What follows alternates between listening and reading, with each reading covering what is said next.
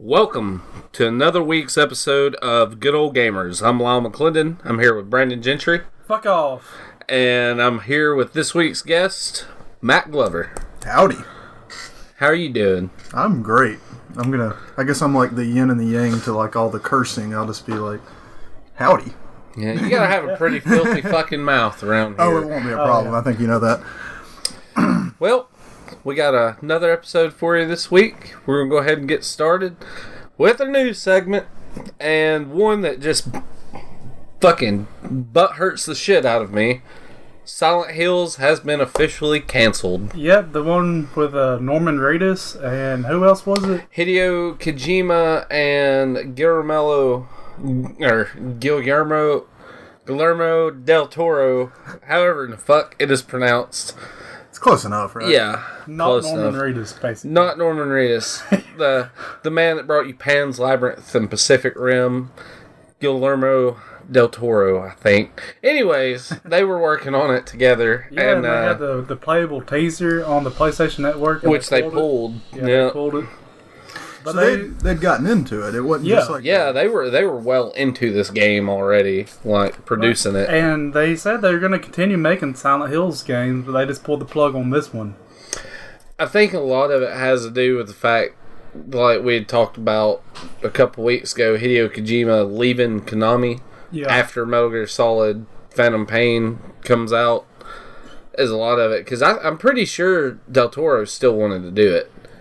Like, cause, I know Norman Reedus is too.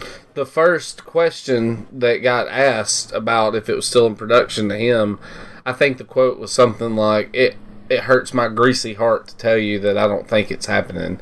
And then the very next day, Konami come out and officially said, we're not doing this anymore. Which, me and Josh were talking... Josh Childers were talking a few weeks ago, and it wouldn't surprise me if Konami just left video gaming somewhat, period. Yeah. Because they haven't put out just a whole lot. And I read all their focus is on like gambling machines in Japan and shit. Oh, nice. There's probably more money in that. But yeah. It makes you wonder what could have happened that they would stop a game that's already to that level of production. Because you would think you would make money by going ahead and put that Games game out. aren't fucking cheap neither. Right. There's no telling what they've done. How many millions have you already invested, right? Right, they already... I mean, I don't know, they may have already had an engine that they made for other games, and they just co-opted it for the teaser. But that shit alone takes a whole lot of fucking man-hours to put in. Oh, yeah. Can you imagine being somebody who worked on that game, and they're like, hey guys, this Friday, that's going to be it. Clean your office out because shit has ceased. No good. You should go commit seppuku in the company bucket. Yeah. Here's a complimentary Konami katana. As by law, we are required to provide this for you. I fear nothing. Oh, yep. Silent Hills is flushed down the shitter apparently. Brandon, what you got for us? Got a game that I'm pretty pumped about called Hatred. It's the first adults-only title coming to Steam. An AO-rated game. Yeah. And it was so fucking rough that they pulled it initially because they just had a knee-jerk reaction, and Gabe Newell of Steam later came out and apologized for it. He pretty much admitted that it was just a rash decision because of how rough the fucking game is. The game is an overhead, like isometric view, twin-stick shooter. And you are you take control of a sociopath who's just out to do nothing but just fuck up society. Maim and fucking kill. Kill civilians, cops, whoever. It's, extremely graphic violence on it. Like, one of the trailers I saw had a woman on the ground begging for her life, and the character just walks up to her, sticks a gun in her mouth, and pulls the fucking trigger. That's heinous. Yeah. I could see where you would have a knee-jerk reaction on And that. and when they pulled it, it got it so much attention that it immediately became the most requested game on Steam's Greenlight. So they just gave it free publicity by doing that, basically. So as far as they're concerned, they just spiked their sales through the roof. Sounds hateful. Yeah. Yeah, I've seen it described as a genocide simulator. Fuck. Yeah. From the That's a polite the trailer, way of it putting does look. That's a pretty good description of it. But it's slated to come out June 1st this year. You can already pre-order it. We're going to go ahead and play you the audio of the trailer in case you're interested in hearing it. If you want to see more, look it up on YouTube. You're going to have to punch in a birthday because it's fucking rough. Nothing can stop my hatred. You cannot kill what breeds within you. Nothing can stop me. A fearless, remorseless genocide machine. Cold and deliberate. They will send many to fight me. But all their efforts are fucking pathetic. All those poor bastards sacrificing their lives in the name of duty to protect the innocent and the weak. I call them human shields.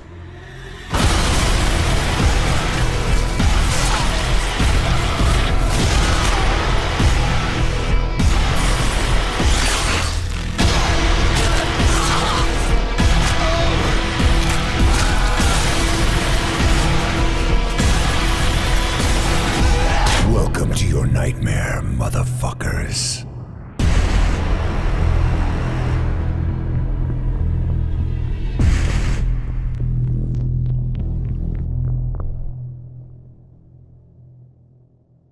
The only other thing I have is they announced Five Nights at Freddy's 4, the final chapter, is going to come out Halloween night. Dude, I haven't played any of them. To be honest, I've only seen the first one, and I didn't even know they had a third one. It's pretty much being stuck in a hellish Chuck E. Cheese, is it not? Yes, the animatronic dolls are out to fucking kill you. It looks creepy as Yeah. shit. Yeah, it'd be a good one to play on like the virtual reality sets coming out.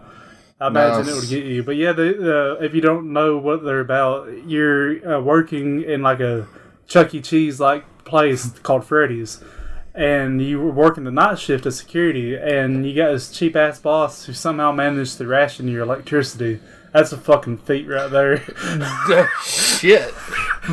So you only got so much electricity to like run your cameras and your This automatic. guy's like a descendant of fucking Tesla. Yeah. Like, or some shit. You use your doors open and close with electricity. How convenient.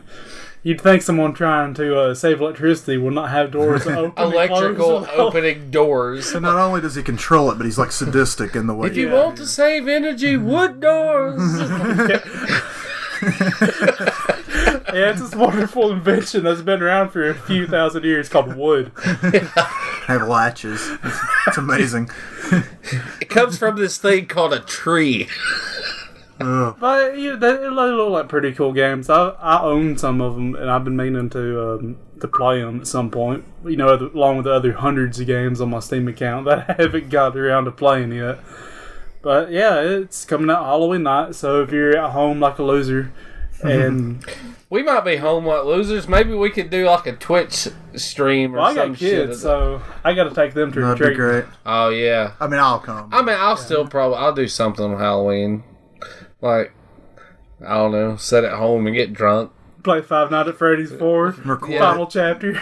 Yeah. Put it out to the I masses. will be that loser. I'll throw myself on the line. I mean, like, if I didn't come here, I would probably sit at home and do the same thing. So, I can't remember the last time I celebrated Halloween. It was probably that earlier we were talking about.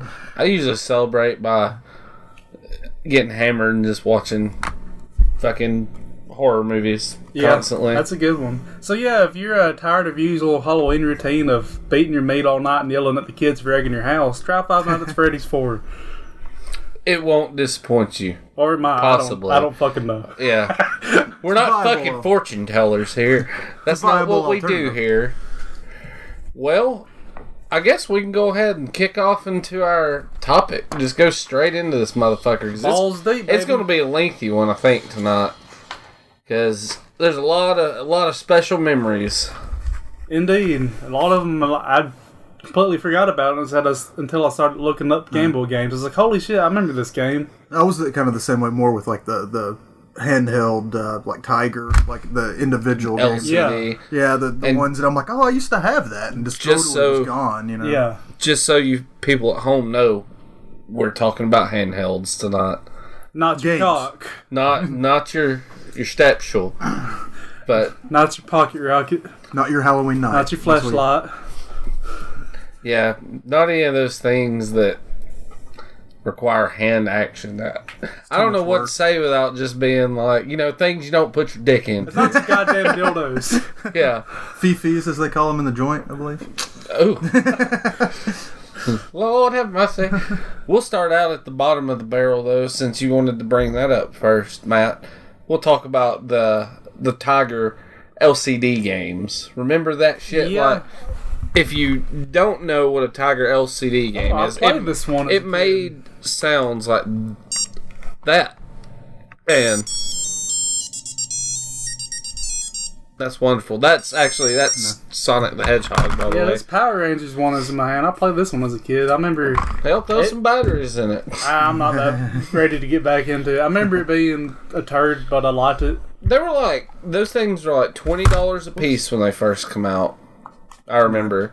Yeah. And that's what you could get if you couldn't afford a video game. They're like, oh, get Ninja Gaiden. Tiger makes Ninja Gaiden on LCD. Oh yeah, it's the same thing. It's a fucking quality port you got going there, Tiger. The only one I really remember was the Independence Day one because it had a I fucking remember seeing gun. it. Yeah, it had a gun and you shot like little alien aircrafts with it, and it just blew my mind because it was the only Tiger game like that with a gun. I remember that. The Tiger had, there was an Independence Day one. There was, I want to say, an Area 51 one. And the Virtual Cop 2 one, I remember. I remember the Virtual Cop 2 one. But yeah, the price point is, that's how I wound up with a lot of them, because my parents are like $50 for, a cartridge, or you can get 2 of these for less than that. Yeah. So I wound up with like the old, what was actually Konami. Just don't I think, leave this Ninja fucking Turtles. thing laying in the sun. Like, Or try to play it if there's not, just the perfect amount of light. Too much or too little, you're screwed. But just right, you got it. I remember, I think it was a Konami one, like a Ninja Turtles, like the green, Ninja Turtles, and it was apple. green. Yes, I Apple had shape, that. It was shaped kind of like looked kind of like a surfboard in a Almost, weird yeah. way. Like it was real long. It was and had tall, yeah. 2 like rounded ends, like the Almost handle like end. ergonomically. I had that. Those things are worth like $100 Something now. I really rocked had for that a one little as while well. was a Mr. Game & Watch.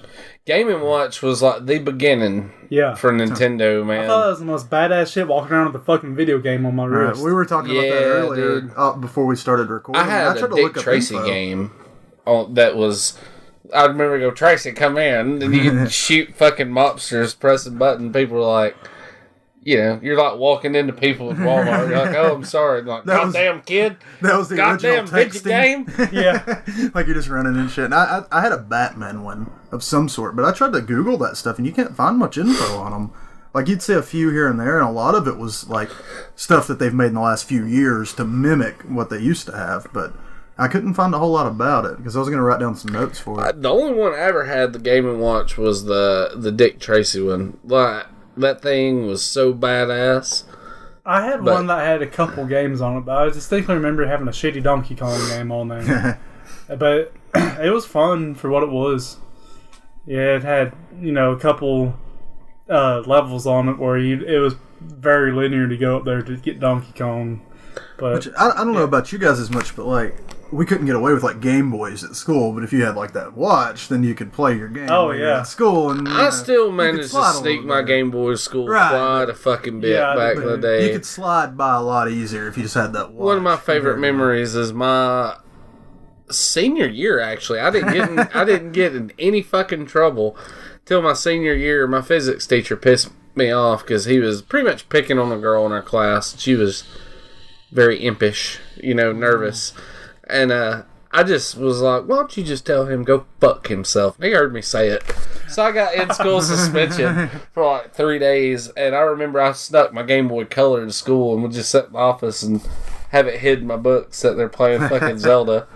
Just in general, I always found that the ISS was a bit of a joke. I'm like, well, I got all my work done in like a day. Like, county school is a bit of a joke. Did they, is that what they eventually went to? Is this in-school suspensions? That would have been after. Yeah. Because I remember, as a kid getting in fights with people, and then I'd get to go home for 3 days. It's like, fuck yeah, I beat this bastard's ass, and now I get to go home for 3 days. Vacation for victory. When I had it, they didn't do it at the schools. Like, they eventually went to where each school had one. We had to go to, like, the county. Like, they had one, kind of like Saturday school.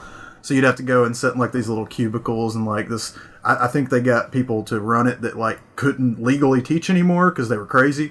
And, like, I remember sitting there reading my history book or something, and this dude comes up and, like, pats me on the shoulder. He's like, sleep's getting to you, ain't it, boy? And I'm just like, oh my God. Hold on, what the fuck? Where am I? Like, it's like the beginning of a bad horror movie. Like, are you going to rape me next? Like, when does the chafing happen around here? Oh, and they would ship in lunch from Vinemont, too. It was amazing. Vinemont had the best lunch. Thank you, represent. It was probably good when it was That's an why hour everybody old. from Vinemont got to roll out of the goddamn classrooms, too. Eating too much of that pizza. We're off subject. Right. We're not here to talk about... Coleman County history. Yeah, we're not talking about the public education system here. We're talking about the shit they didn't know we did, though, with our handheld gaming.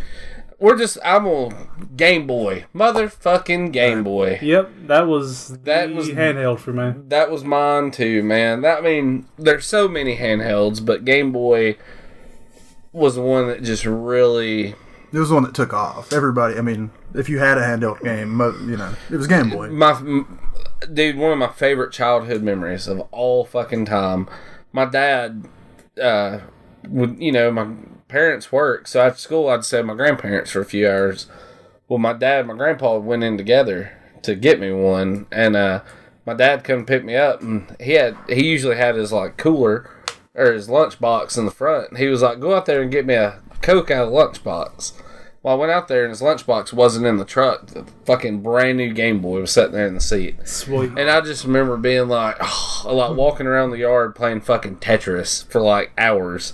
Just losing your shit when you saw it. Yeah, man. Like, that was something, that was big fucking deal back in the day. Like, oh my God, I got a Game Boy. Oh, yeah. It was wonderful, man. It's the one that kind of dominated the market, and especially our age range, too. It was it. Game Boy, to this day even, is still the quintessential handheld. I mean, they don't make shit for it anymore, but you start talking about handheld games, that's going to be the first. Yeah, everyone, even today, like older people anyways, it's still called the DS and the 3DS. Yeah, Game Boy. Right. Yeah, everything's a Game Boy. This PSP right here to somebody, it's a fucking, it's Game Boy. What we're saying here. I remember people used to call it the Game Man. They're like, just turn your Game Man off. I'm like, I'm not even going to turn it off if you can't get the fucking name right. What kind of authority figure are you, you fuck? Dude, first game. Pokemon game on there? Pokemon. Yeah. I played the fuck out of some Pokemons. Yeah. Pokemon was later in my Game Boy gaming, but Pokemon's that game that lured me back to the Game Boy after I'd started veering away from it for a little bit. This was right at the end of the Game Boy too, right before they went to the. It come out around the time Pokemon. I think it was in '96, so it came out around the same time as like Game Boy Pocket and everything. Right. Game Boy Pocket was out, and then immediately like shit. What was it? Game Boy Pocket was probably out for like a year. And then Game Boy Color dropped. Right, it was close. They were real close, but that Pokemon's definitely got my interest spurred back up in Game Boy. That was the first game I wanted the tether to trade with. Yeah, man, you used to do swapping. You had Red at one point, didn't you? And I had I'm sure. One of the two. We had Red and Blue. One of you bought one and one bought the other. Yeah, and I'm pretty sure we even traded and swapped shits. I even had a yellow at some fucking point, and I don't even remember what happened to it. Man, I remember Pokemon came with a stigma back then because the Pokemons evolved. Right. So that game was satanic. Yeah. Right. They're like, Evolution. things don't evolve, they just are. And And I'm like, yeah, they don't. And the ultimate irony of it is the Pokemon evolution, like the way it happens in the game, is exactly how the creationists think that the theory of evolution works. This all of a sudden, like this just there. Machop shits out of Machamp, you know? Yeah. Yeah. And evolution had began. Fucking Magikarp just overnight turns into Gyarados. Yeah. Like, well, how'd that happen? Well, evolution says he hit level 55. So he was allowed to do that. Yeah, and the pocket monster thing too, of course, always had that negative connotation as well, along with the satanic thing. It's Yeah. like monsters, you know. It's like, have you ever watched the show? It's good lord, people, you know. And then, Pokemon happens in real life. Ask Michael Vick. and He had a later Pokemon. on, PETA, There's a pit bull. PETA does not like it anymore because you're essentially beating monster animals into submission and making them fight each other. It's like they're not real animals, guys. Come on. They're sentient beings. It's even worse. It's like beating people into submission and making them fight for you. And you just catch them so they're yours. So yeah. It's like, I always thought that was funny in the cartoon, how Pikachu, you know, he always understood Ash and everything. And Ash is like, okay, now get back this goddamn ball and get in my pocket. Return to your prison. Yeah, get in here, you little fuck. I always wanted to see in the cartoon or something, then put like a Pokeball containing Pokemon, like a steel cage or something, and release it, and just turn the Pokemon to Swiss cheese. I don't think that was in the script. It's a bit adult. But as far as the show, like, I was the biggest fan of Psyduck. But, like, you play him on the games, and he was awful. Yeah. But, like, on the show, they made him, like, you know, of course he got beat up, but when he got mad enough, he'd fucking kick ass, you know?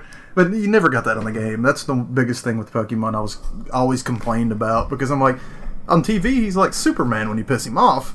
But, like, you know, you play the game, and it's like, you can't do anything, you know? They always take, like, one of the most lame-ass characters and make them, like, a central villain in the TV series or some shit. I always loved how you can name your nemesis in the games. It's like, yeah, your name is Dick. Yeah. It's like whatever dude at school you Yeah, hated the at that professor's moment. like, hey, here's my grandson, Dick. Yeah. Dick is, how we like to say, he's a dick. Yeah. He's It's like aptly hoping your named. mom doesn't, like, see it over your shoulder when you're playing it. You know? Yeah. Why's your name on that video game, pussy? It must be a game glitch. It came this way. I don't know. Then they're like, oh my god, what's that fucking 800 number for Nintendo on the back of that game? I need customer support. What the fuck is a missing no? Yeah. Why is my kid's game locking up and shit now? This is not a handheld game, but it's a good story relating to that. When Mortal Kombat came out, like, I convinced my mom there was a code where you could turn all the blood off, right? That's the only reason I got that game. Because she was like, well, I'm not buying you that. And I'm like, you can type in a code and all the blood will Did go you have away. And Sega she Genesis or? it was NES. Oh, really? I think it was the second one where they actually added the blood back. Yeah, because the first Mortal Kombat didn't have any blood in it. That was on NES anyway. And then, yeah, the Genesis Or one SNES. did. The SNES didn't. Right. And I was just gonna be like, well, if you don't want the blood, Mom, you can always just buy me a Super Nintendo. But yeah, it was like the second. And like I said, that's the only reason I got that game, because I convinced her you could And turn it then off. somebody in the back line's like, remember, Sega does what Nintendo don't. But what am I? I remember telling quite a few lies to play video games Right. while we're on that subject. I remember in school once I brought Diablo 2 in, and I asked the computer teacher, can I install this? He's like, yeah, how big is it? I was like, oh, it's about 30 megabytes. It's a 2-disc game, 1.5 gig install. That's probably like, I'm surprised the computer at that time could handle it at a school, especially. Oh, yeah. Because they were probably 10 years old at that point, you know. Yeah, Valmont still got 3.8 floppy disks. They're like, it's 2007. Yeah, Good times. The first Game Boy game I ever had outside of Tetris, I remember getting as well. Another fun memory. My grandpa took me to Kmart, and I had the choice of getting either Super Mario Land or Metroid 2. And Super Mario Land, That was my first. dude, one of the best fucking Game Boy games Yep. of all time. And it's also like the weirdest Mario to date. Yeah, dude, very strange. It Like, is. It didn't follow the usual suspects at all. No, there's an Egyptian. Well, I mean, there's desert levels and other ones, but you don't have like fucking flies throwing spears and shit. And you don't have almost Mario 2. Like, it's kind of like it's a departure from your typical Mario. It's like they were just still trying to nail down who the character was in this universe that they had, so they just kind of went two separate directions and went with the one that they liked. Yeah, that's probably my first game too. Actually, outside of Tetris, I believe was Mario Land. I know it had a submarine level where you fought like a giant seahorse, and then the boss of the game you was in an airplane and he was like a big alien, and it's shooting like big balls at your face. Yeah, it gave it kind of like the element of a like a vertical. Yeah, that's right, like a vertical shooter kind of deal. Yeah. And I remember all the princesses in the game were turned into fucking like bugs and shit. Hop off, you're like, you stomped all them other motherfuckers. Why ain't you killing that one? Yeah. Shouldn't you just want to kill her for trickery? Like, she's a bitch. She turned into a bug. I can see the meeting. They're like, okay, now we've always just had the princesses just left. How about instead they turn into bugs? We just watched we just watched this movie with Jeff Goldblum the other night. He turns into a fly. How about them fucking princesses do that? Not just once, 8 times. Yeah. Super Mario Land, though, as a whole, like as a series, man, it's fucking great because they just got better the further they went on. 6 golden coins. The second one was great. I picked a copy of 6 golden coins up again today, so that game is amazing. My shit is finally complete. It is it's that, in my opinion, 6 golden coins is the best portable Mario that's ever. I read a list today actually of like 15 top handheld games across platforms, and Mario Land 2 was, I think, number 3. A lot of people were fucking pumped when Mario Land 2 come out because it's got the same graphical style of Super Mario World. Yeah. And people, the map setup especially. Yeah, well, like the Mario himself too. Like, Mario's not fucking tiny now. He's not 5 like pixels. Yeah, like he looks. He's not a blob. He's a fucking black and white version of the SNES Mario. But it gave you some choice where you're like, I'm not that good at this level, so I'll stick to this. Yeah, it was one of them games that had like the branching path. Right, where you could go to the stuff you were better at and then kind of save the harder stuff for later. The rabbit hat, man. Right, exactly. I loved the fucking rabbit hat, dude. You had those hippos. No, I hated those things. Yeah. And where you had to go through the bubble and go up and everything. But the hippos they always killed me. As much as I like that game, I think I was more pumped at the time for Wario Land. Wario Land is fucking great too, man. I get to be Wario. That's awesome. It's just like the first anti-hero game, probably. Yeah. Who's the enemy at the end of Wario Land? Man, I cannot fucking remember. I remember somebody at school was like, Mario's the enemy at the end of it back in the day, and I'm just like, you're full of shit. No, he is. And I can't. I can't remember it, but it's a great game. Fuck you, go back from school. Kid, you don't know shit. We don't know what it is, but by God, we know what it's You're not. You're fucking wrong. You should shoot yourself. Well, that's a bit much. Don't do that. Just feel ashamed because you're a fucking idiot. Or if you do shoot yourself, at least be a kind gentleman and throw down some tarp around your room and stuff. Watch Dexter, then shoot yourself. Yeah. There you go. And just so you know, pray that nobody in your family loves almonds, because I heard when you blow your head off, it smells like toasted almonds. I don't know if that's true or not. The more you know, right? Yeah, we'll try it one day. The more you know. I think you only. I don't advocate suicide, but if you wanted to do it, I wouldn't mind watching it. Terrible. Get some kind of special. What kind of fucking people are we? Awesome people. Awesome people. On Game Boy, some of my favorite games were the Mario Tennis and Mario Baseball. Mario Tennis is fucking great, dude. I liked it. One of my favorite Game Boy games, and everybody that knows me don't know this, but in my opinion, the greatest Game Boy game to me, Zelda. Oh, it was great. Fucking Link's Awakening is one of my hands down. It's one of my favorite games of all time, but hands down my favorite Game Boy game. And it also kind of deviated from the usual formula because he didn't go after the Triforce on that one. He was going after instruments, wasn't it? Yeah, you gotta wake the windfish like a slumbering get off the fish. island. Yeah, you figure out after you beat it, the whole island is a dream because Link's been like unconscious, floating in the water after a storm and They shit. pull a Bob Newhart on you? Yeah, pretty much.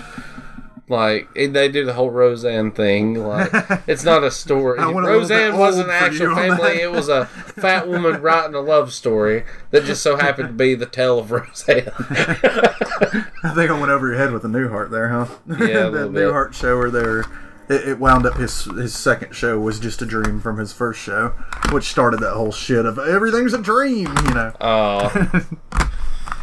That was another favorite was Donkey Kong. Dude, yeah. Yeah, that was always The Donkey Kong port was really good because it took the old school Donkey Kong mechanics and just like, here's a huge ass new set of maps to play this shit on. Good luck dodging them barrels, fucker. Speaking, there's the Mario baseball you have it right there. Yeah. Or it's just called baseball, Yeah, but it's quite a clearly few. Mario. Game Boy games. But yeah, back to Tetris before I forget. I was telling you earlier before we started recording. I read this article like yesterday about it, and it was a combination of studies, but Harvard research was one of them, and they basically said that playing Tetris would thicken your cerebral cortex. It helps with depression and post-traumatic stress disorder, and Harvard researchers say that it can change the way that you dream from playing the game. And I was like, wow, that's. I mean, I could see the dream thing because, like with the Guitar Hero, I don't know if you guys play that a lot, but I definitely dreamed about like those patterns. That sounds like what would happen if you were banging a fucking supermodel. Like, you dream about banging her. It just changes everything. But I thought it was interesting. I definitely could see where it would like the cerebral cortex thing, where like your logic, and it said it would affect the way people tried to tackle problems or stuff they were trying to figure out. They would do. I have a buddy, the guy who's with us for the Dreamcast episode, Justin Cohen. The only game he had for years was fucking Tetris, and he's like a fucking wizard at it, dude. He's beat my ass at it while he was driving and weaving through traffic like an asshole, because that's the only way he drives. So we were both we were both playing our DSs. I'm like, oh my god, how are you doing this? He's just driving, playing the fucking Tetris. It's like, I'm the master, motherfucker. That was one of the few games, you'd like when your parents would be like, oh, I like this game. Like my mom loved Tetris, and she was better than me at that point because I was like 10, 12 years old, somewhere around there. But she'd set this high score, and my stepdad at the time, my first stepdad, stayed up till like 3 in the morning because he could just not stand that my mom had a higher score than me. And they, like, for a good week and a half, 2 weeks, like, that was all they did. Like, I didn't get my Game Boy because they were playing Tetris, like, constantly when they got home from work. Nice. So it was pretty good memory of, like, them being so competitive, and, like, they got in arguments about it and stuff like that. It was great. To this day, I've never been good at Tetris. I suck ass at it. I like it, but I suck ass at it. How would you like to be one of them motherfuckers that, like the arcade version of Tetris? Have you ever seen any of those videos? Like those Asian kids and shit. It's like, dude, it's Tetris, it's like you can't but even see it. The blocks just like appear here and then drop. Right. And they're just like slapping the stick back and forth a few times, and then like to play, you beat it, it starts scrolling the credits. The blocks become invisible, and these kids are sitting there nailing like fucking complete Tetrises and shit, like while they're invisible. Stupid, fucking ridiculous. So in other words, they're virgins. Yep. Yeah, you might can put blocks together, but let's see you put a real box together, like take it apart. Use your hands. Take it apart for that matter. Yeah, like. Sorry, buddy, but you ain't gonna get in that thing using A and B. There's a game I like better than Tetris, Dr. Mario. Dr. Mario's fucking good, man. That was my mom didn't play games, but Tetris and Dr. Mario and Yoshi's Cookie. Yeah, Yoshi's Cookie was a great one. Yes, I've got it on Game Boy. I had that on NES. Yeah, I had it on NES as well. Dude, what up on some Kirby's Dream Land, man? That was a great adventure game, especially for that time. It was amazing. I had it on NES. I didn't have it on. Oh, you had Kirby's Adventure. Kirby's Adventure. No, Kirby's Adventure. That's right. I wanted that game. That's a great fucking game as well. Kirby's Dream Land, though, it was. Man, that game was a hell of fun. And the art on it for its time was really great for the Game Boy. Like, it just seemed to have a lot more detail than other games. Yeah, very cartoonish. Like, And Kirby was actually a placeholder character while I was developing it, and then it was like, you know what, I kind of like this guy. Let's stick with Right. it. I mean, it was almost like so simple that it was genius. He was a blob with fucking arms. You suck in all your opponents. You assimilate whatever it is you put in your mouth, which you don't in the original. No, you don't change in the first Kirby's Dream Land. I don't think you do. You don't. In Adventure you do, but Dreamland again, I you only don't. have the NES experience with it, but I do remember that was one of the games, like, for my question, that I was just like, I have to have this, and I never had it. Dude, Kirby's Dream Land was wonderful. Another game that played a lot like, I mean, it didn't play a lot like it, but it was your typical side-scrolling platformer that I loved, was Bab's Big Break, Tiny Toons Adventures. I think I played your copy when I was a kid, briefly. That game's fucking fun. I don't have the copy of it anymore. I got a ROM of it on my phone, but I'll still break it out every now and then and play through it.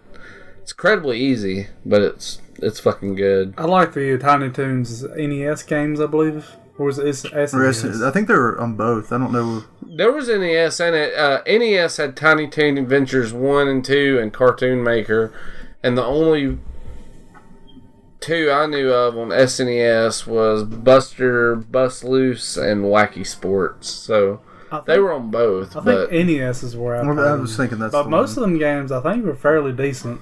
Yeah, the NES one's the one where you could switch between Buster and the cat and Plucky the duck.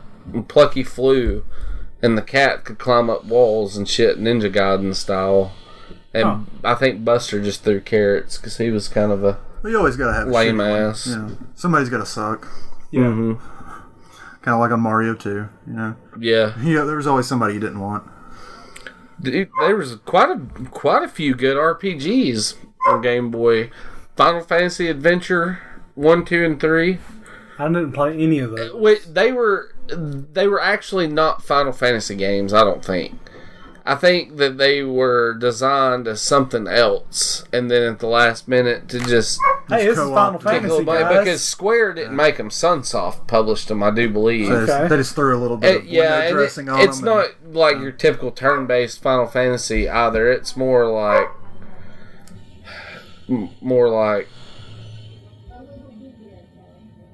fuck.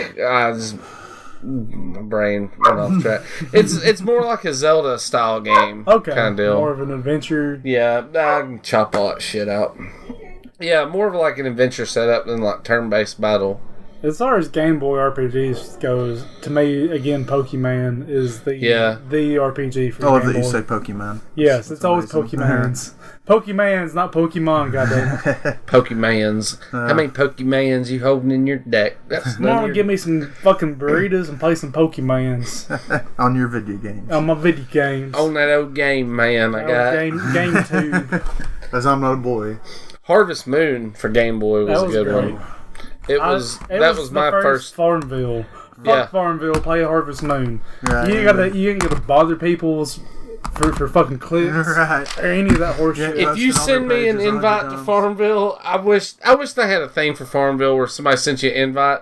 You could just show up and be a cocksucker and burn the fucking farm down. I mean, you And could it's just like, block. next time you do that, I'll burn your house down. Like, for reals. People for are real. so touchy about game requests. It's hilarious to me. I'm just I don't care. I blocked the game. No Right. more problems. But people, I mean, it's like almost every day you see somebody like, I don't play games, quit sending me a request, I'll delete you. And I'm just like, quit being a lazy asshole and just block them, like it's not that hard. It's funny what the first world problems, what just gets up somebody's ass, Peasant problems. How dare you post this on my page, I got one of those. Is the rampant misuse of the word hack now. Life hack, or like someone gets on your phone, I've been hacked. No, goddamn. It's like, That's not what it means. I hate people using the term rage quit. Yeah. Because that is caught on big lately. Like, that was when I bought Mortal Kombat. They were like, you sure you don't want to get that extra warranty in case you go rage quitting? And I'm like, I'm 30 fucking years old. I'm not going to get mad and break my goddamn TV. But I can set it down when I need to. Like, you forget I'm not 16 years old eating pizza and shitting at my parents' house. One of my friends, like, his life goal was just to have enough TVs and game consoles when he got pissed he could just just throw the controller at a TV and move on. So That's not bad. As a 15-year-old, that was his life's dream. So. That's not bad. Another RPG, Dragon Warrior Monsters. Never played it. A lot of people think it was a ripoff of Pokemon, but there are some pretty key differences in it. It played more like the Dragon Warrior games, or Dragon Quest, as is more well known over here. But instead of having party members in the game, you had monsters that you could get along with your adventures. And it is different from Pokemon, because in Pokemon you wanted to collect all of them. In this game, what was on your party is what you had. So you didn't want to just go around and get all the monsters. And usually the boss monsters that you fought were the strongest ones, so you wanted those guys on your team. And you didn't want to fuck with the nobodies. Yeah. The strongest, the way you can get better monsters in the game on your party is actually breeding the monsters. That's something Pokemon never had, except for Ditto. I think couldn't you clone them a Ditto or something? Yeah. That was way later on, though. Yeah. Ditto was just kind of like the putty Pokemon. You could turn him into... Or was that Porygon that could do that? I don't fucking I think remember. it's Ditto because... I think Ditto was the little... Ditto plus a Pokemon equals that Pokemon, basically. He was the cloner. But anyways, yeah, you bred Pokemon on this game, or not Pokemon, you bred monsters on the game, and you made them stronger. They take the strongest traits of their parents and go on from that. And it was more of a story in it, Dragon Warrior game rather than Pokemon, but it was pretty good. I never played that one. And I got one last RPG to touch on, one that I never played as a kid, and I know damn well no one else here played as a kid either. Mother 3, which is the or not really continuation, but the third installment of Earthbound, basically. Journey back to our RPG episode if you'd like to know just the complete details on this shit. Mother 3 was a Game Boy Advance game that only came out in Japan, so it was Japanese only. So if you played Mother 3 as a kid, you was Japanese. Or you could read it, at least. But I played it. There's been an English translated ROM. You can download that and play through if you want to delve more into the Mother series. It's a pretty damn good game. It differed from the formula of the other two some, but it was good. It's worth a playthrough if you like Mother 1 or Earthbound. And that's all my RPGs for the Game Boy. I never played a whole lot. I really like the Ninja Turtle games on Game Boy a lot. Follow the Foot Clan and Back from the Sewers, I think. I played 0 of those. They're really good. I played one of them, but I don't recall which one. But it was really fun. Game Boy had some really fucking terrible games on it as well. That video we were talking about earlier. I mean, every system does, but...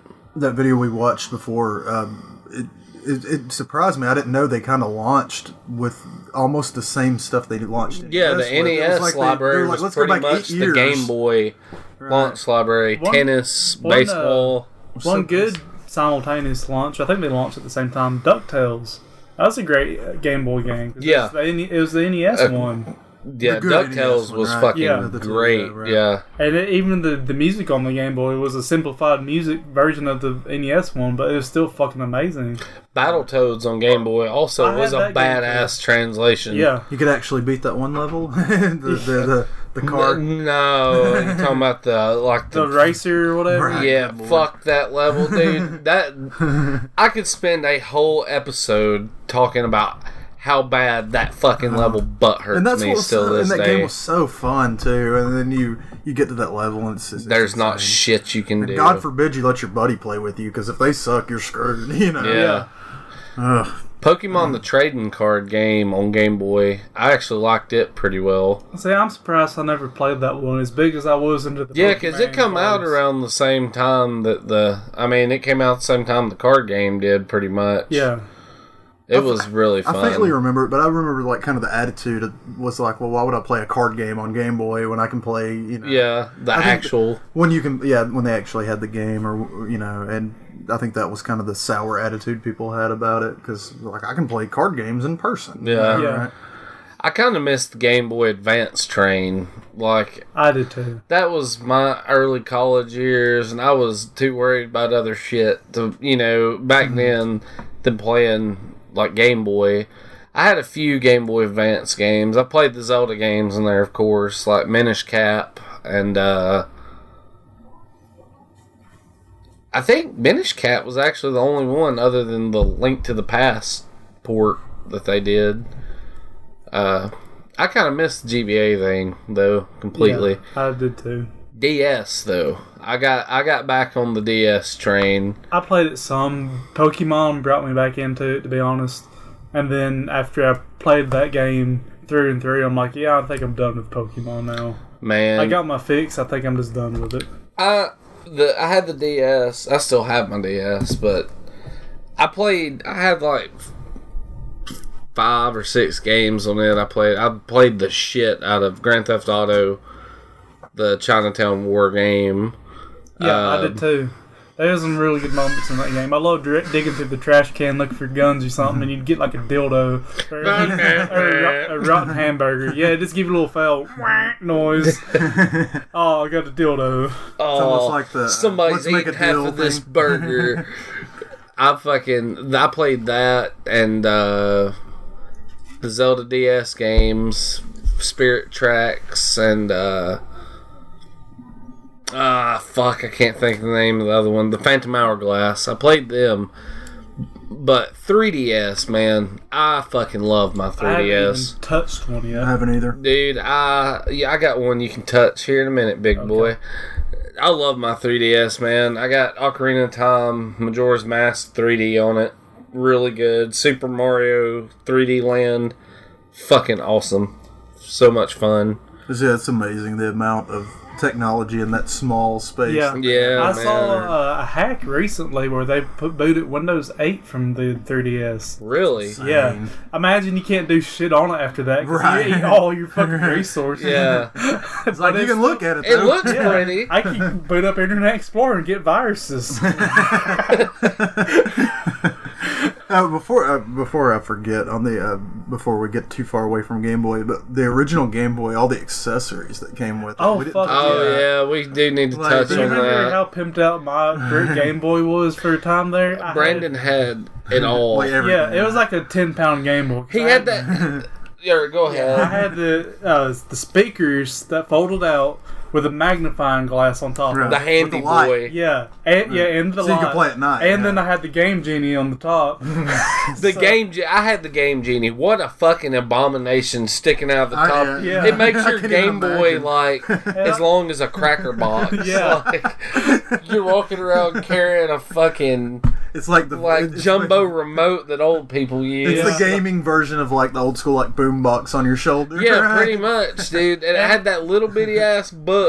And the book was like, you could fucking conceal with your hand closed. The book was, so big. And then I had the it was like a external battery pack that you like, plugged into it. It had it was so heavy you had to clip it on something. So it had like a belt clip on it. So you're walking around like actually wired to something on your waist with all your extra shit on there and just looking like an idiot, more or less. I remember walking around with my big ass Game Boy with all this shit on there, and kids would be like, "What are you playing?" I'm like, "It's a Game Boy, man. It's so bad." You get like an entertainment system in your hands and shit. Yeah, But yeah, If you squint real hard, you can see what's going on. Those battery packs work great though because you 5 hours or whatever in AA, especially if you bought cheap batteries like a lot of people did. Yeah. It wouldn't or last the for horrible shit. abominations of rechargeable batteries back then. Oh, God. You plug them into the wall and hope it doesn't catch your house on fire. It's a crapshoot. Maybe I can play my game. Maybe I'll lose my house. But, yeah, that battery pack was awful. Like and the cord may have been 1.5 feet or something. So with the belt, if you had it on your pocket, it was like you had to hold it in a certain space. You know what I mean? Yeah. And trying to play it and walk was damn near impossible because you're like all hunched over and everything. Which I guess it was a precursor to the cell phone because everybody's hunched over looking at their phone now. Yeah. So I had a worm light on my Game Boy Color. I thought was real cool. It would plug into like the tether port, and it just like stood straight up and was like a little light that would overhang your Game Boy, almost like those gimmicks like on like a like a fucking book light. Yeah, exactly. Yeah, It's a book light if you had for a a Game light for Boy. a Game Boy, you were like king, man, because you play that shit at night. Your parents thought you're in bed. Oh, dude, one thing. Get under the covers and start playing the fucking Game Boy. Yeah, that's what you call it. Yeah, I'm playing my game, man. playing. You gonna go blind, boy? That's why I have to shave my palms daily now. Still to this day, since we're talking about naughty things in the bedroom, something I fantasize over is in Japan. You can buy them on eBay. They're about $100. They got a thing that was released through Famitsu magazine called a Game Boy Light, and it's a Game Boy Pocket with fucking backlight built into it. Nice. It's like, Game Boy Pocket had the sharpest screen out of them all, like just straight up black and white contrast. And a backlit one, oh dude, that'd be the tits. They're like $100. Especially if you're 14. Yeah. I mean, it's cool now, but no, it'd still be the tits now. Like, I'd play it just as much as any other fucking thing I got laying around, probably. Well, I mean, is that saying a lot? Yeah. Oh yeah, something else with the Game Boy. Man, you had a lot of fun with the Game Boy camera. Yes. I was looking at this. The Game Boy camera. Me and Brandon actually directed a movie with the Game Boy camera. That sounds real good starting out. We made a movie, though, like in PE, we were those fat kids that wouldn't dress out. A lot of times we were just like, fuck playing basketball. We're going to set up here and play Jerry Springer or some shit. Yeah. And, like, we took that camera, and me and Brandon and our friend Clint, and we made this short called The Butt from Mars. And all it was Brandon shaking his ass, and using the editing features on there, we drew antennas on his ass. And we just had... Scotty Graves was in it too, and I want to say Scotty just was like the person that was screaming. Yeah, he was. And it just like showed Clint walk toward it and try to kick it, and like kick Brandon's ass. So we goes kick it and just show our friend Scotty for like one panel, just like screaming, and then like he kicked Brandon's ass, and Clint just fell over dead like a pool of blood just ran out of him because he touched the butt from Mars. That's amazing. And just so everybody knows, if you keep listening to us and keeping up with us, we've actually announced plans that we're going to reboot and remake this movie on Game Boy camera and post it online. Hell fucking yeah. So, how are you going to get it from the Game Boy camera to the... I don't know. I don't know if there's a way to do that. That's a good point. We'll figure something out. You guys know more about that side of things than me, so I figured you had There's probably something they make where you could hook a... Surely. Something. I mean, it needs to happen either We'll way. figure something Worst out. case scenario. We'll just make it on the Game Boy, and you can just come over here and for $5 we'll take you in the back room and let you screen it. There's no like animation on it. It's just a series of pictures. So we could just take pictures of the pictures we took and just string them together in a GIF online. Fucking movie done. Bam. Give me $1. God, dude, could you imagine the bootleg versions? What the kind of quality it'd be? It'd just be like looking at two fucking pixels. One turns black, one turns white. And it just goes back and forth. They're like, God damn, this is quality. I had a Game Boy printer as well, but I never. I forgot. I made shit all together. Yeah, I made one fucking sticker with that thing, and I think like. Dude, I probably still got like 2 or 3 rolls of that shit somewhere put up with the printer. You're probably touching it. I paid $5 for that Game Boy printer at Walmart when on clearance. That's insane. Yeah, that was one of those that, of course, like, kind of like Game Glove that was just like, when are you really going to use this? But every kid wanted that shit. Oh, yeah. You know what I mean? Game Glove so bad. You're talking about Power Glove? Power Glove, Power right. Glove. Somebody sent me a text the other day for a Power Glove. They found one in Birmingham that's like $75 without the fucking setup to put around Without your the- TV. oh, good lord. I'm like, so it's useless. It is literally useless. I mean, not that it would be much more useful. Some guy probably fapped his shit to Cindy Crawford and put his hand in that thing. If I had one, I'd probably just wear it as a fashion accessory. I'll be honest. You'd be in right now, Oh, dude. yeah. You'd be Remember, in. there was a movie, I can't remember what it was, where a kid used Wizard. it. The Wizard. Was it The Wizard? Yeah. where so It's so bad. bad. Yeah, that kid that I used... remember as a kid that game was amazing. That guy was so dissatisfied with his Power Glove experience that he grew up and became a child molester. I am not You've done fucking the kidding you. research, This guy is a sexual. I think I heard yeah, you mention that. yeah, he's a sexual predator. New Harvard study shows use of the power glove tends to turn on to sexual predators. But it does cut. You down on want to the get a amount bowl of hair. cut again? Put your Wayfarers on and get sexy. They said it cuts down on the amount of hair on your palms, though, because it protects it. That's I guess true. That's the only thing it's good for. Yeah. You might have to buy one of them, Brandon. Yeah, I do. I should do that. Yeah. But which is I mean, if you're not touching it, it's technically not a sin. So, We care about those around I here. think that. We care a lot about sinning. Not doing it, that is. Oh, but speaking of Game Boy games too, which I know you said you grew up in Hartselle, but there was a you I might grew have up in been Hartselle familiar and with it. Coleman. There was a video rental place, and it was like 278 East over there by where that dentist office is, just the other side of like St. Bernard. But they were the only place I knew that rented Game Boy games. Like you couldn't, even the mom and pops didn't really rent them. Yeah. But I remember discovering that and just being like, I found heaven, and I think they had some kind of deal. Like if you rented like 5 for a night, you get them for like $2.50. So it's like 50 cents a game, basically, 50 cents a game. It was either way, it was very cheap.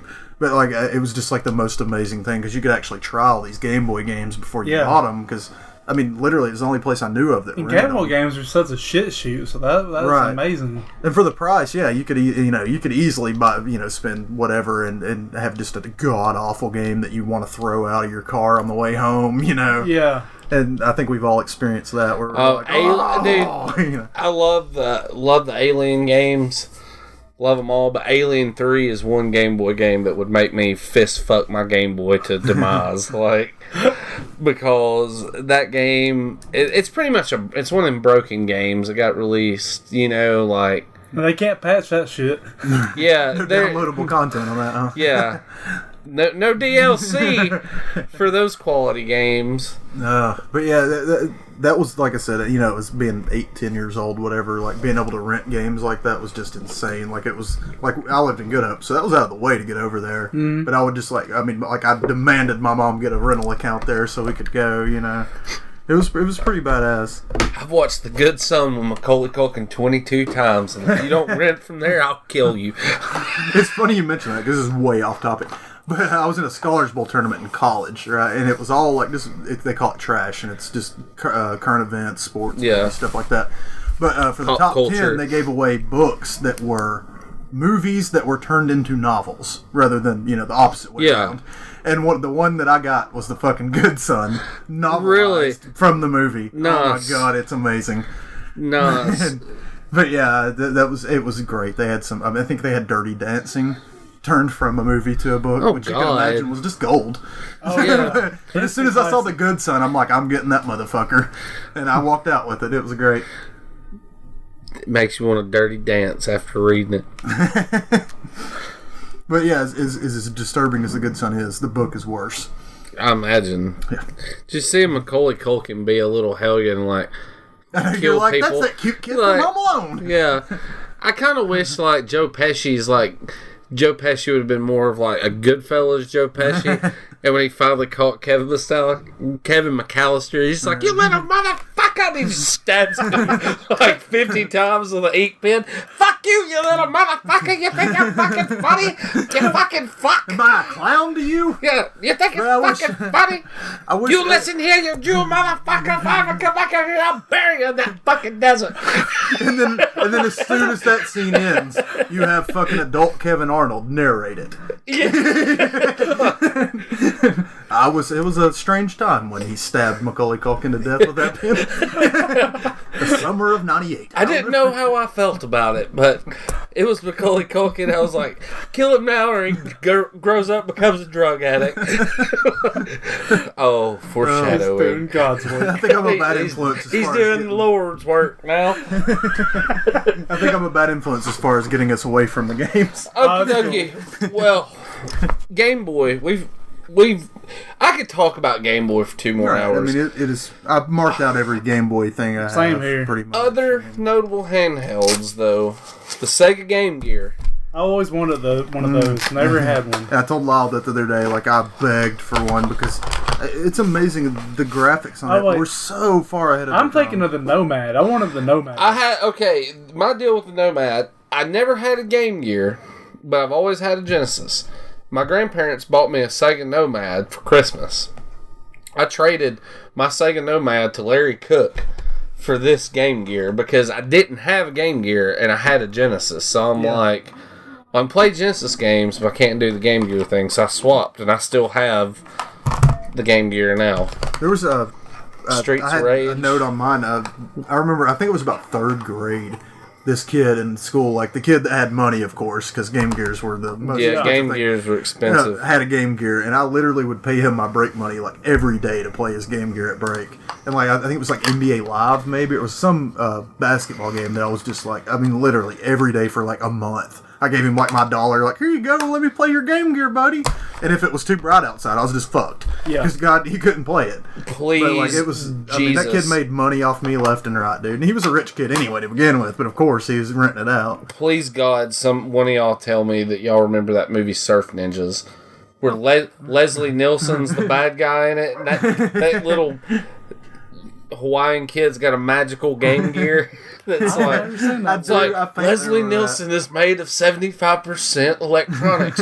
Kick him into a swimming pool and you will win the ultimate prize, surfer dude. That's rad. Kick I was all his about ass. some Naked Gun, so yeah, I watched that game as a child, but I can't. That's the first time I've thought of it, and God knows how long. I just remember that movie's. They got a fucking. The kid's got a magical Game Gear in it. There's only 3 batteries on here too, right? On the Game Gear. No, Game Gear takes 6 batteries. That's right. That's what it was. I remember it being like an odd number, and everybody just being in awe of that because it's like 4 for a Game Boy, and it's like, well, this extra quality, you need to do more. How many was in the Nomad? Nomad required 6 too, I think. Okay. Yeah, no. It was 4 or 6. It was a lot. Yeah. Nomad had a really fucking weird battery pack that attached to it. Yeah. That's like almost as worth as much as the Nomad is now. The battery pack itself. Again, we were talking about fire hazards. I would imagine that anything that was created about the time is probably a fire hazard at this point. Oh yeah. But we talked earlier. It's amazing to me, like how much better the Game Gear looked than even like the Game Boy Color that came out 5 years later. Yeah, like Game Boy Color still had a limited palette. I mean, you can look right there. The fucking intro screen has more colors than an entire Game Boy Color game has in it. Right. I mean, and I think that ties back to what we were talking about the other night, Law, that I think a lot of the Game Boy games were coded way back when with color in them. Yeah, and we were talking about that because otherwise, how could the Game Boy Color add color to these games? Right, and if you had like a Super Game Boy on SNES, because it would do the same thing. Yeah. You could pick your colors throughout there. Because I played it on there, and it was just like a whole new world. Like, holy shit, all these games are bright now. Yeah, but you'd almost think that it would have had to have that in there, and it was just something. Well, yeah, I mean, it couldn't just match. It couldn't take a fucking. Well, I don't. Maybe. Do you think it was because maybe the Game Boy Color, they took like the color palette and just flip-flopped it? Like where if it was like if it reads black off of, well, no, that doesn't make any sense, because if you got black and white, that's only really 2 fucking shades that you can change, and how would you assign 5 or 6 colors? I think they pre-coded in there. They knew that the Game Boy Color was going to come, but they didn't have the ability to economically put it into the Game Boy at the time. So that let's make the games with the Game Boy Color code in there, because it's like a few bits of data, really, because there's such a limited color palette anyways. Yeah, it's, 16 colors tops on there? Yeah, it's not many. Yeah. So it'd been fairly easy to code it with that color in there and just have the Game Boy read it in black and white. Which, I mean, you look at, like, they recolored, like, Andy Griffith shows and stuff like that to the original color. So, I mean, there's definitely there's something to it, whether it was there or not before. I would say that it'd have to be there before, because... You would think. Because, I mean, you're talking about a system that was basically doing it mathematically. Right. So it can't go back and put an artist's touch on it. So it'd have to be some kind of backwards coding that they did. Yeah, I never thought about it. I just assumed they went in and like threw, hey, this will be green and this will be whatever, and it was just that's how it worked, Yeah, but that's a good point. I never thought about that. There are other handhelds that we're aware of, but I don't think we're going to dive into them because none of us have really any gameplay experience on them. Like a Neo Geo Pocket, I own one. I have one game, and it's fucking baseball. No, I would like to play that. It's an SNK console, so I mean, it had some fighters on it, Metal Slug, shit like that. How much do those go for these days? They're like $50. I got mine for like $5. I got lucky. Of course you did. Yeah, they didn't know if it even worked or not, Right. and I'm like, well, we'll put batteries in it and fucking see. But It's like $5 if it doesn't work. yeah, I mean, I can still look at it, or maybe fix it. But Or sell it to somebody for parts. It's worth Yeah. more than $5. That's for damn sure. Atari had a handheld out back in the day, Atari Lynx, and it God, I was forgot about that full too, colored, but I think it was pretty well a big piece of shit from what I gathered. Well, I mean, yeah. Tiger. The end of Atari wasn't the greatest. No, I mean, times, look at so- the Jaguar. As far as good, finish. Oh, I was just saying, we were talking about Tiger and shit earlier. Gamecom was their big. Did you have that one? Gamecom was like Tiger's big handheld. It was monochrome colored like the Game Boy, and it was cartridge based. And it was actually the first console, though. It beat DS to the punch. It had a touch screen on it. Huh. And a stylus. When was this? 98? Wow, so they were way ahead. 97, 98. Like, it was almost 10 years. It had fucking Batman Forever and The Lost World were some of the games for it. That's how long ago that was. But yeah, that's actually when I started to talk before I was going to go back to like just the individual handheld games. I remember like, God, maybe being in second grade and seeing the Bo Jackson Bo-Nose football and baseball combo, where it was 2-in-1. Yeah, dude. Like one side was football. Dude, one, I do remember that. And flipped and I was over just and it like, this is the fucking future, people. 2 games in 1, Hell I'm just yeah, like, dude. I completely forgot about that, man. Like, you flip it upside down, right. it's the fucking I remember other game, pretty much. Exactly. It was you just inverted them, and this dude I knew in school had one, and like in second, third grade before school. You mugged his ass and stole it. Right. Now we had to sit in the gym to wait for like 8 o'clock to roll around. So like every morning, dude, like I was like, let me play Bo Jackson, let me play it, and like Tecmo Football. Those were the two that I was just like, it's crazy to think. That wasn't that long ago, and that was just like the future to us. Yeah. You know what I mean? And like now you're just like, what is this piece of shit? But like I said, just 2 games. My in one. handheld makes 3D, and I don't even have to have fucking glasses. Yeah. Technology. I had a couple mobile games I wanted to give a shout out to. Final Fantasy Record Keeper. I know it's on Android. You might be able to get it on iOS. But it's a Final Fantasy battling game. Like, it takes you through all the classic Final Fantasy battles through different Final Fantasy games. I actually seen you play a little of this. Yeah, it looks badass. It's like, it uses 2D graphics that look like Final Fantasy 3. And it uses that same style of combat. So, like, you might go into the Final Fantasy 7 world and fight some of the bosses there, but it's still got the 2D, sprites that look pretty damn good. And you can get party members from all the different games. Like a Cloud would be better in the Final Fantasy 7 world, whereas whatever douchebags were in 10 would be better in the 10 world. Yeah. It does have a shitty stamina system in it where you can only play so many hours before you have to put it down or give them money. It's playing mobile games. Well, of course, yeah. Yeah. Pay to play. And I know it's got a cash shop. It doesn't look like it's really that bad off, though. You can just ignore it for the most part. But it's a pretty fun little game. It's got the original music to the Final Fantasy games. You go back. That's one thing I noticed like while you were playing is that music just really took me back. Yeah, it's the original music. It's not some shitty remake. It does have an extremely long, needless tutorial. Like, I was just like pressing the screen. Get me the fuck through this. I know how to play Final Fantasy. Like, they should ask you at the beginning, are you a dumbass? If you click no, you get to play the game. Yeah. If you click yes, you gotta go through an hour-long tutorial. Where you have to sit through a tutorial. I hate tutorials in games, man. I mean, I love them if you're just picking up the game, but I hate the ones that if you're. I mean, this is part 4. Somebody comes out with a first-person shooter. It's got a tutorial, and you're just like, there's only so much you can fucking do. Yeah. Like, but yeah, I had some. Like, I had a. My stepdad actually gave me, which is it was an old, like, I think it was a Mattel, but it was baseball, but it was all like lights, almost like LED lights. Yeah, And, like the light would move towards the plate, and you had to hit the button to switch, and it had like the old school like slide control or slide buttons on it. You know, like you'd slide it over here and hit the bat button for a bunt, and then slide it over here to not swing. And that's probably, as far as like old retro games, it's probably the oldest game I've ever played as far as that goes. But I actually hadn't thought about that in years. And when I was looking up research on this, I was like, oh god, I forgot about that game. And it was like from like 75. Nice. You know, and I think that would fit in nicely in the handheld games. But I love that game. I wish I could find it now. It was so amazing. And it was, of course, it was just a bunch of fucking lights. But, you know, to a kid back then, it was great. Oh, yeah, man. Like, that's where imagination kicks in. Yeah, right. Don't be scared to use it.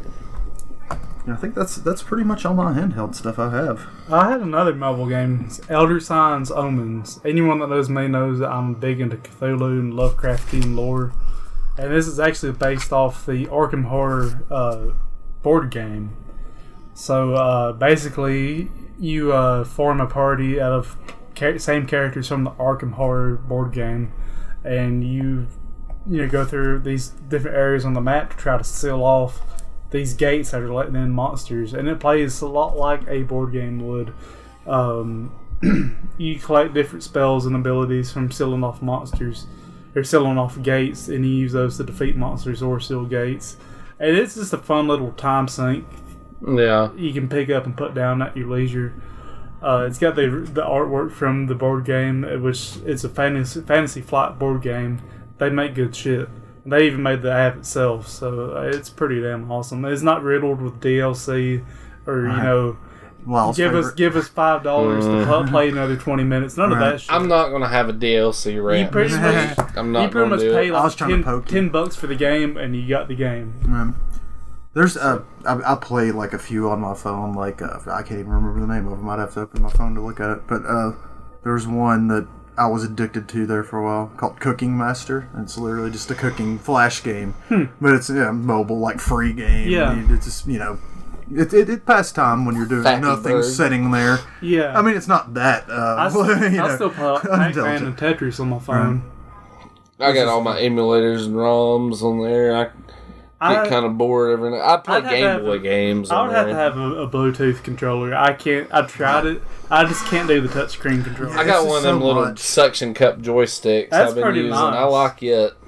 The buttons still, though, I mean...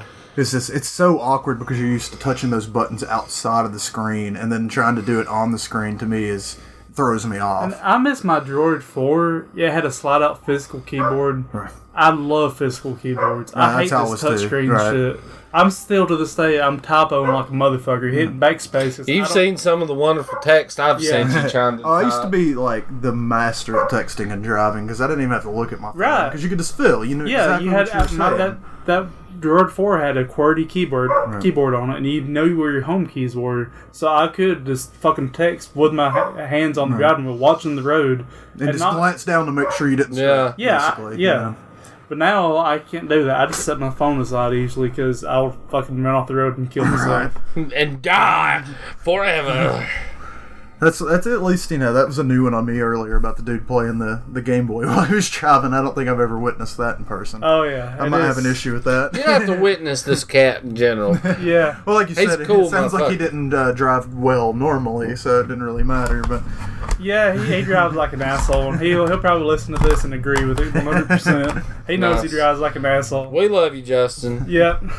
Probably one of those people I yelled at when I was delivering auto parts all throughout Coleman for the last 5 years. Good chance of it. Yeah.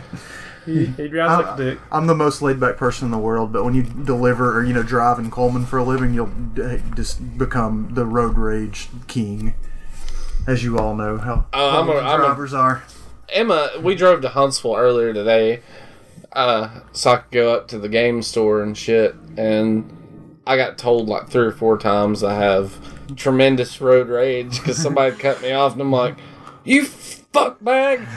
I called a dude a fart hose today. I don't even know what the fuck that means. I'm just like, you fart hosing motherfucker. It expedites the fart from I don't really rage. I'm just like, I hope that guy careens off a cliff and lands on top of his family. You know, it's really calm about it, but sadistic at the same time. Like I said, I mean, It's like, I seem to have killed someone. And then he's like, he just hears thought, it seems that I had killed them all. So I really hope he just hits the banana peel from Billy Madison. Yeah. Doyle rules. It took out that whole fucking clan, man. Well, that's going to about wrap things up tonight. I got a shitter the shit to do. Oh, do you? Yep. Oh, my I got God. a question if you guys want to answer. Oh, too. yeah. Yeah. You I can, know you said you didn't have any. But Yeah, I we hastily hadn't thrown received together any one. questions this week. what you want to do first? Do shit or the shit, man. Alright. Not shitter the shit is Realm of the Mad God. Game I've spent many hours in with the fellow who was talking about Justin Cohn. Realm of the Mad God is a 2D, like 8-bit 2D bullet hell MMO. And it can be pretty goddamn fun. The game, you can have several different characters at a time, and they max out at level 20. You can hit max level in like an hour. But when you die, you fucking die. You lose. So you have to start over. Yeah, you have to start That's over. interesting. And as you level up, you get these automatically generated quests that send you to harder and harder areas, and basically sends you to the center of the map. And the center of the map, even though the map's kind of random, the center of the map is always where these really badass godlike monsters are, and it's a truly bullet hell at that point. It's a screen full of fucking lasers and all kinds of shit, and other players too, because that's like where all the shit's happening. And it's really fast paced, really easy to die. Like, you always have your finger on this button that sends you back to like the main town, because it does it instantly, but you gotta be fucking quick to save your character. Yeah. And there's also a server-wide raid. When you kill enough of those god creatures, it pisses off Oryx, the Mad God, and he teleports everyone that's in that server into his dungeon, and it splits them up to like 3 or 4 different parties. So they're all coming at the center of the dungeon from different directions, basically racing the other parties to get there and kill them first and get all the good shit. This sounds interesting. I like the concept of being able to build up so fast, but then you lose it all too. Yeah, It's different for sure. It adds a replay factor to it. Right, And then, absolutely. a few years ago, this company known as Kabam bought them, and they royally fucked the game with pay to win. Uh-oh. Yep. Imagine that. Like, I logged in the game the other night, and you couldn't even use the chat function at all. Like, it was this completely top to bottom screen filled with gold spammers in that game. Like, come to our site and pay us money to buy these pixels. 100,000 million XP in gold if you come to here. Which I think you gotta be an Seems legit. absolute moron to go pay for these items in a game where you could die due to lag and lose them all forever. Right, yeah, especially with that concept. Yeah, that's insane. So yeah, they don't regulate that like the old company did. Used to, you didn't see that shit because they'd get on there and ban some fuckers. Yeah. They don't give a fuck. They got these pets in the game now, which are little creatures that follow you around and just automatically heal you and shoot shit and give you more energy so you can rate more. And they cost a decent amount, like $5 to $16 a pop for an egg. What? Yeah, and these eggs, and the eggs will hatch into kind of a random pet from a certain subset of possibilities, and then they'd have random abilities on them. So like you could get a shitty one. There's like a really small chance you get Buying a lottery ticket, basically. Yeah. It's a really rare chance that you would get like the 3 abilities that were the best, like the healing one that gave you more energy, and then it's like a crowd control thing that froze enemies. Actually, Mr. Justin Cohn got the perfect one somehow, because we came back to the game not knowing anything about this stuff. Like, hey, there's eggs in it. Let's throw $5 on it, because I've got more than my $5 out of that game. And it blew my mind how much pay to win that shit was. After got into it without reading anything.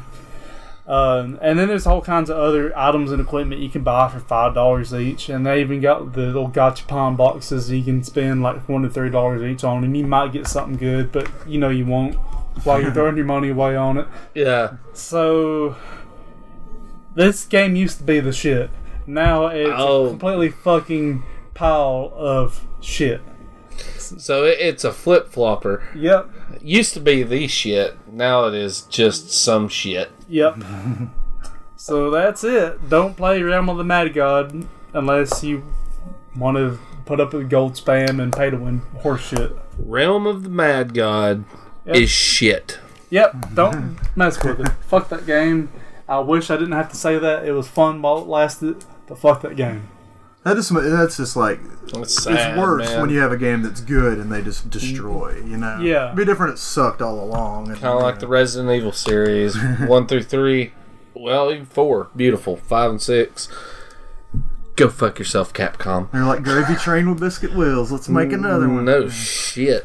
But, you want to do the question? Yeah, what kind of question you got? And basically, it's something I thought of off the top of my head. Like, when you were a kid, you know, you got a present wrap that you saw beforehand. Like, you know, you knew the shape of a game. You know what I mean? Like, if it was a PlayStation, whatever, the various shapes. My question was there ever one that you knew you were getting? You knew it was a game. You, like, no doubt. And you'd asked for one, and either it wasn't the game you asked for after you waited for so long, or it was mistaken for the game you thought, you know, you asked for, but they got the wrong one. Have you ever had that happen? Because I can recall, like, a perfect example of when I'd asked for a game and like I got something and I'm just like, oh my god, 2 weeks to my birthday, I can't wait to play. That never happened to me. I got one kinda. I played Joe and Mac on on SNES back in the day. Loved me some Joe and Mac. Wanted Joe and Mac. However, we went to Walmart. Joe and Mac for SNES was $50, whatever it was for a brand new SNES game. Joe and Mac for NES, however, was $20. So I got Joe and Mac for NES. Fucking terrible game. It's yeah. I didn't nothing even know it existed. nothing like. I mean, it is like the Super Nintendo one, but you just want to talk about overly fucking difficult. There's no way a child could play through that goddamn game. I Period. played 1 and 2 on SNES and then played the original on NES, and I'm just like, what the fuck is this shit? You know? Yeah, man. It's kind of like Smash TV on Super Smash TV. Yeah. Compared to playing the original, it's just like, oh, good God, you know? It doesn't have that super tag onto it. But like mine, that was the only one I had, I guess. I was always like a huge wrestling fan as a kid, so like it was all wrestling for me. And like my birthday, I knew I had this SNES game. Like, I mean, clearly, you know, from looking at it, it's too small to be a video, you know, VHS. Yeah. You knew it was SNES. So I'm like waiting for like a week, and I finally open it, and it's like Boxing Legends of the Ring, and they're like, that's like wrestling, right? And I'm just like, oh, this is what I wanted. Yeah, wonderful. You know, because you don't want to hurt people's feelings. Yeah. But at the same time, like, it was like a week. Like, it was whatever the wrestling game was at that time. I think it was... Is it WrestleMania? I don't think it was WrestleMania. I think it was the one right after Raw. The first it was the second SNES. Royal Rumble? It might have been Royal Rumble. That was what I was looking for. Because I rented that game a shit ton, too. But I think that's what it was I'd wanted. And, like, when I opened it, I was just like, I mean, literally, like, I about fell out of my damn chair. And just like, this is not the same at all. And I'm sure they saw it in a clearance bin for, like, $5 because it was god-awful. But they're just like, yeah, boxing, wrestling, same shit, right? And I'm just like, not really. No, you know. Yeah, it's like wanting Super Mario World and getting fucking Mario's missing. It's like, what the fuck is Paper this? Mario. That kind of brings me to something modern when it comes to wrestling games. I recently got back into wrestling. I liked it as a kid, and now that I got a stepson, I've got him into it. And so I downloaded WWE 2K15. Right. What a piece of shit. I hadn't played it. That's why people have been selling Xbox One copies of that on the internet for like $15 a pop. Holy fuck. I mean, it's bad when a game for N64 like WCW versus NWA World Tour, that was a great fucking game. That's what I was going to say. The last good wrestling game I played was probably No Mercy for 64, you know. So. Or Warzone. I liked Warzone. I love Warzone. But wasn't it a button like combination game? Wasn't it more in that line? Whereas like the 64 was like the lockup. You know, you had a button to lock up. But I think the Warzone was more like a Mortal Kombat where you had to put those button combinations together to do moves. No, it's more like... Because I remember you would hold R1 and L1 to grapple with somebody, and then when you got them on the ground, I think you held like L2 and R2 to hold them down until they tapped or... Right, and I'm thinking of whatever the first PS1 WWE game was that way, but yeah. Nitro? No, that would be WCW. Were there There was WCW versus the World. Were there WWE games on PlayStation though? Yeah, like Warzone and Warzone was WWF. Well, it's the same thing. Yeah. WWE. Oh, because the World Wildlife. I'm Fund just sued being 'em. technical. Like, Yeah, I think I don't remember. There was a Raw like game that right when Austin got big. It was more like I said, like Mortal Kombat, where you had to hit like 14 buttons to do the stunner. You know. The problem with 2K15 is one. Some people say its graphics are fine. I always thought they were shit. Like the only difference between it and like some of the older ones was like the audience was real rendered 3D characters instead of cardboard. yeah. As long as John Cena works, man, that's all it matters. And there's like one button you can reverse any move with that button if you press it at the right time, and they can't reverse it back on you. And you'll get like the CPU will be randomly hard sometimes for no fucking reason, it seems. And they'll reverse every fucking thing you do and build up like this ungodly amount of momentum and take off like a third of your health per hit. And it's just it's like they're doing their hulking out shit. Fuckery. About the reversal system is there's nothing you can do to make it harder to reverse your moves. It's just if you hit it's luck of the goddamn draw. Especially against the CPU, you just gotta swing at them and hope they don't reverse it. And if they do reverse it, you can't reverse it back at them. You just gotta take the damage and see their momentum go up. So it almost is like it keeps you from trying to do moves because if I get reversed, I'm screwed. You know? So you kind of keep it on the lower It made me try and exploit the AI more. Like I would get on the turnbuckle and wait for them to try to get up off the ring, and while they're in the middle of that animation, I could maybe do a frog splash on them. They can't reverse it. They get the knees up just out, and you're just like, God damn. Yeah, it's a fucking terror. Don't get 2K15. God, I hadn't played a WWE game in 4 or 5 years. I figured they would take the good elements of the old games and keep making it better. That's what a competent developer will do. Yeah. Take the things that people like and add more things that fucking people like. And like the character creation, there's like 20 or 30 fucking stats you can make on your character. That's too goddamn much. They got insane even on PS2, where it was like it would take you an hour to make a wrestler. And it's like, for God's sakes. I remember like on Warzone, there's like 5 stats, and then you got to pick and choose your moves if you wanted to, or you could just copy a wrestler and have all his moves. And it's a simple game, and I liked it because wrestling's not an overly complicated thing. Right? Yeah, it's not like you just want to bash someone's head in with a steel chair and have fun. Put somebody through a table, you know. But yeah, we were playing with friends, and they'd be like, "Let me create myself on here," and you're like, "All right, I'll be back in an hour." Because God Almighty, that's how long it'll take you. That shit. You got 14 different variations of your entrance where you have, when you first come out, you do this, and then the second thing you do, and it's like. Then you got the pay-per-view entrance, right? This entrance and that entrance. Do you want pyro in the ring or do you want it on the ramp? And it's just so much to it. I did make my character on this game a gigantic hillbilly in overalls with a mask who came out to like Brie Bella's intro. That's amazing. Just like shaking his ass in the ring and shit. That was one thing I always loved about the old school games. Like you could take like Undertaker and give him Gold Dust's actions on his entrance, and so he's playing the Undertaker music, but he's like rubbing his chest and blowing the kiss and shit. One of my favorite things to do would like make a extremely fucking fat character like the size of Vader or somebody, right? And Yokozuna or something. Yeah, and then give him Rey Mysterio's moves. Right, yeah, that was always fun. We're doing like a dragon run off the top. And it's like he weighs 500 pounds. Do that with like Andre the Giant or something. Yeah. Good times. Well, I think I can say it this time and it won't be a fluke. I think we're at the end of our episode this week. Yeah, I believe so.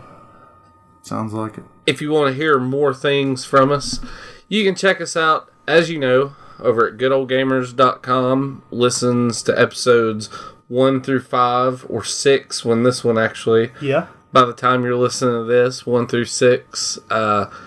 Hit us up on our Twitch page. It's twitch.tv/goodolegamers. I still haven't been able to do a whole lot on there. I'm sorry. it's I all got this kids is and I work a lot, so yeah, we're grown-ups fucking people. Don't expect a whole lot. Twitter at Good Ole Gamers, Facebook look for Good Ole Gamers Podcast, Steam look for the Good Ole Gamers group. If you're on there, follow us as a curator. It helps us get up more in the rankings on Steam, so it increases our visibility on Steam.